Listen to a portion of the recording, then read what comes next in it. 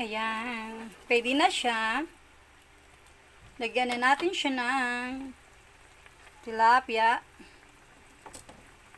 Ayan o, may umumpit. Nakitang prito kanina. Kasi binilito ko po to kanina. Nakita sa lamesa nung isa kong kasama. Abay, namumpit. Ayan. Okay lang naman.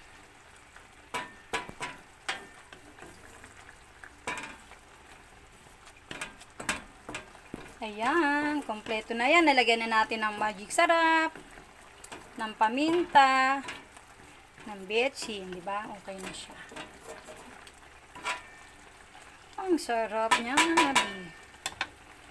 Ayan.